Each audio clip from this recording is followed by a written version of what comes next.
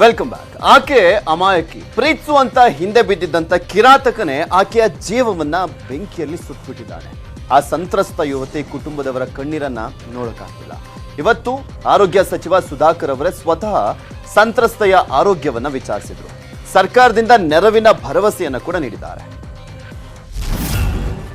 ಅಮ್ಮ ನನ್ನನ್ನ ಉಳಿಸಿ, ಅವನಿಗೆ ಶಿಕ್ಷೆ ಕೊಡಿಸಿ.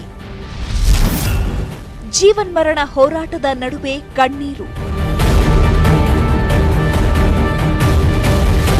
ಅಮ್ಮ ನಾನು ಉಳಿಸ್ಕೊಳಮ್ಮ ಅಷ್ಟೇ ಕೇಳಿದ್ರಲ್ಲ, ಮೊನ್ನೆಯಷ್ಟೇ ಬೆಂಗಳೂರಿನ ಸುಂಕದಕಟ್ಟೆಯ ಮುತ್ತೂಟ್ ಫೈನಾನ್ಸ್ ಬಳಿ ಆಸಿಡ್ ದಾಳಿಗೆ ಒಳಗಾದ ಯುವತಿಯ ಮಾತುಗಳು ಇವು.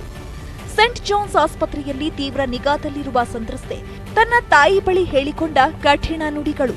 ಮಗಳ ಮಾತನ್ನು ಕೇಳಿ ತಾಯಿ ಕಣ್ಣೀರಾಗಿದ್ದಾರೆ. ನನ್ನ ಮಗಳಿಗೆ ಒಟ್ಟಿನಲ್ಲಿ ಅವನ್ನ ಹಿಡ್ದು ನನ್ನ ಮಗಳು ಕಣ್ಮುಂದೆ ಅವನಿಗೆ ಶಿಕ್ಷೆ ಕೊಡಬೇಕು ಅಷ್ಟೇ ಅಮ್ಮ. ನಾನು ಕೇಳ್ಕೊಳ್ಳೋದು ನನ್ನ ಮಗಳಿಗೆ ಹೆಂಗಿದ್ ಮಗಳು ಹೆಂಗಾಗವಳೆ ಅಂತ ಅದು ಹೇಳ್ಕೊಳಕ್ಕೆ ಆಯ್ತಾ ಇಲ್ಲಮ್ಮ. ನೆನ್ನೆ ರಾತ್ರಿ ಮಾತ್ರ ಬಿಟ್ಟರು, ನನ್ನ ಅವತ್ತಿಂದ ಬಿಟ್ಟಿರಲಿಲ್ಲ.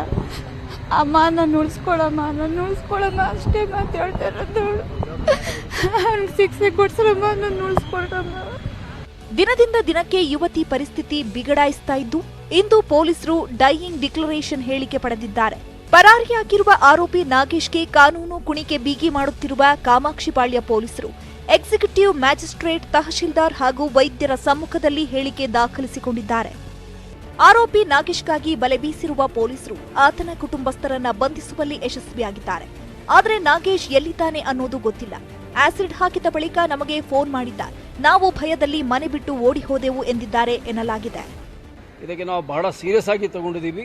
ಇಂಥ ಕೃತ್ಯವನ್ನು ಯಾವ ಕಾರಣಕ್ಕೆ ನಾವು ಲಘುವಾಗಿ ತಗೊಳ್ಳಿಕ್ಕೆ ಬರಲ್ಲ. ನಾವು ವಿಚಾರಣೆಗೆ ಬಹಳ ಜನರು ಕರೆಸಿದ್ದೀವಿ. ಅಲ್ಲೂ ನಮ್ಮ ಅಧಿಕಾರಿಯವರು ಬಹಳ ದೀರ್ಘವಾಗಿ ಈ ಬಗ್ಗೆ ವಿಚಾರಣೆ ಮಾಡ್ತಾ ಇದ್ದಾರೆ. ಇಲ್ಲ, ಆ ಕಡೆ ವಿಷಯ ಇಲ್ಲ. ಇದು ಈ ಹಂತದಲ್ಲಿ ನಾನು ಈಗ ಹೇಳಲಿಕ್ಕೆ ಆಗಲ್ಲ. ಇದು ಯಾವ ಕಾರಣಕ್ಕೆ ಇನ್ನು ಮುಂದೆ ಈ ಘಟನೆ ಯಾರಿಗೆ ಮಾಡಬಾರ್ದು ಅಂತ ಹೇಳಿ ಇದಕ್ಕೆ ನಾವು ಸೀರಿಯಸ್ ಆಗಿ ಈ ಥರ ಕ್ರಮ ತಗೊಳ್ಳಿಕ್ಕೆ ಈ ಕೇಸಲ್ಲಿ ಸರಿಯಾದ. ಸಂತ್ರಸ್ತ ಯುವತಿಯನ್ನ ಭೇಟಿ ಮಾಡಿದ ಆರೋಗ್ಯ ಸಚಿವ ಡಾಕ್ಟರ್ ಕೆ ಸುಧಾಕರ್ ಚಿಕಿತ್ಸಾ ವೆಚ್ಚವನ್ನ ಸರ್ಕಾರವೇ ಪಾವತಿ ಮಾಡಲಿದೆ ಎಂದಿದ್ದಾರೆ. ಇನ್ನು ಜೆಡಿಎಸ್ ನಾಯಕ ಟಿ.ಎ. ಶರವಣ ಭೇಟಿ ನೀಡಿ ಕುಟುಂಬಸ್ಥರಿಗೆ 1 ಲಕ್ಷ ರೂಪಾಯಿ ಧನ ಸಹಾಯ ನೀಡಿದ್ದಾರೆ. ಆಸಿಡ್ ದಾಳಿಗೆ ಒಳಗಾಗಿರ್ತಕ್ಕಂಥ ಹೆಣ್ಮಗಳ ಬಳಿ ICUಯಲ್ಲಿ ಏನು ಚಿಕಿತ್ಸೆಯನ್ನು ಪಡಿತಾ ಇದ್ದಾರೆ, ನಾನು ಆಕೆ ಬಳಿ ಮಾತನಾಡಿದ್ದೇನೆ. ಸರ್ಕಾರ ನಿಮ್ಮ ಜೊತೆಗಿದೆ, ಎಲ್ಲ ರೀತಿಯ ಚಿಕಿತ್ಸೆಯನ್ನು ನಿಮಗೆ ಕೊಡ್ತೀವಮ್ಮ. ನೀವು ಧೈರ್ಯವಾಗಿರಬೇಕು, ಮಾನಸಿಕವಾಗಿ ತಾವು ಧೈರ್ಯವನ್ನು ತೆಗೆದುಕೊಳ್ಳಿ, ತಮಗೇನೂ ಆಗೋದಿಲ್ಲ. ನ್ಯೂಸ್ 18 ಕನ್ನಡದ ಜೊತೆಗೆ ಮಾತನಾಡಿರುವ ಸಂತ್ರಸ್ತ ಯುವತಿ ದೊಡ್ಡಪ್ಪ ಶಂಕರ್ ಪರಿಸ್ಥಿತಿ ಸ್ವಲ್ಪ ಕ್ರಿಟಿಕಲ್ ಇದೆ ಎಂದಿದ್ದಾರೆ. ಆರೋಪಿಯನ್ನ ಅರೆಸ್ಟ್ ಮಾಡಿ ಬಿಡೋದಲ್ಲ, ಎನ್ಕೌಂಟರ್ ಮಾಡಬೇಕು. ಈ ರೀತಿ ಆಲೋಚನೆ ಬೇರೊಬ್ಬನಿಗೆ ಬರಬಾರದು ಎಂದಿದ್ದಾರೆ. ಸರ್, ಇಲ್ಲೆಲ್ಲ ಊದ್ಕೊಂಡಿದೆ, ಇಲ್ಲಿ ಇದಾಗಿದೆ, ಕಪ್ಪಾಗಿದೆ, ಇಲ್ಲಿ ಬಿದ್ದಿದೆ, ತಲೆ ಎಲ್ಲ ಬಾಡಿ ಮಾಡಿದ್ದಾರೆ, ಬ್ಯಾಕ್ ಸೈಡ್ ಬೆನ್ಗೆ ಇದಾಗಿದೆ. ಡಾಕ್ಟ್ರೇ ಹೇಳಿದ್ದು. ಆಮೇಲೆ ಕೈಯೆಲ್ಲ ಆಸಿಡ್ ಆಗದೆ, ಇಲ್ಲಿ ತೊಡೆಯೆಲ್ಲ ಆಸಿಡ್ ಆಗಿದೆ, ಇನ್ನು 35-40% ಇಂಜುರಿ ಆಗಿದೆ ಅಂತ ಡಾಕ್ಟ್ರ್ ಹೇಳಿದ್ರು. ತುಂಬ ಕ್ರಿಟಿಕಲ್ ಆಗಿದೆ ಸರ್ ಅಂತೆಲ್ಲ ಕೂಡ ಡಾಕ್ಟ್ರ್ ಹೇಳಿದ್ರು. ನಾನು ಕೂತಿದ್ದೆ ಜೊತೆನಲ್ಲೇ.